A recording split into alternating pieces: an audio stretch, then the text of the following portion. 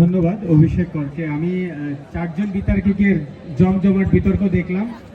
আমার নিজের জেলা হচ্ছে কুমিল্লা, আমি কুমিল্লা শহরেই আমার জন্ম, কিন্তু সৌভাগ্য বলি আর দুর্ভাগ্য বলি আমার শ্বশুরবাড়ি নোয়াখালী। তো লেখাপড়া আমার ঢাকা বিশ্ববিদ্যালয়ে, কারণে আমি সলিমুল্লাহর মানুষ। তার পরবর্তীতে আরো ঘটনা হচ্ছে, বিয়ে শাদী করলে মানুষের সংসার জীবন এটা কক্সবাজারে যাবে না, আপনারা জানেন যে সবার দাবি থাকে, তাই কক্সবাজার।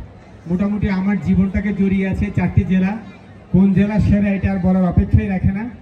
তো এখানে কাউকে আসলে বিজয়ী ঘোষণা করবার কোনো সুযোগ নেই, যেহেতু এটা একটা রম্য বিতর্ক এবং প্রত্যেকের মতো করে তার জেলাকে এখানে উপস্থাপন করার চেষ্টা করেছে।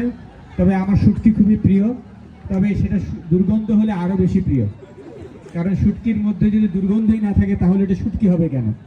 ওই যে একটা কথা আছে না, যে আগুনে তো হাত পড়বেই, আগুনের দোষ কি বলো? হাতেই যদি না পড়ে আগুন কিভাবে হলো? আগুনের তো ধর্মই হচ্ছে এটা পোড়াবে। যে আগুন স্নিগ্ধ, যে আগুন শীতল, এটা কোনো আগুন না। তো শুটকির তো গন্ধ বেরোবে। অতএব সেদিক থেকে আমাদের এই যে কক্সবাজার খুব ভালো।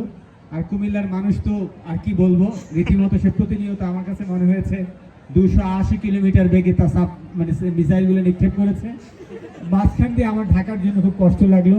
বেচারে বিরিয়ানি বিক্রি করে খুব বেশি পরিমাণে করতে পারলো না, সবাই মিলে তাকে ট্যাগ করে দিল। একটা জায়গায় কমন যে ও অশিক্ষিত।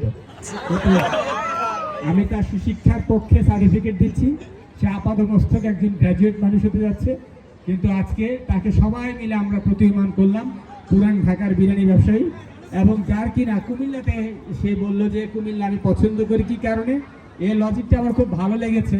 কুমিল্লার মানুষের যুক্তিটা দিয়েছে যে সারাদিন খিচ্ছা থাইকা শুধু টাইলসের আশায় তুমি এই জায়গায় ছেড়ে দাও।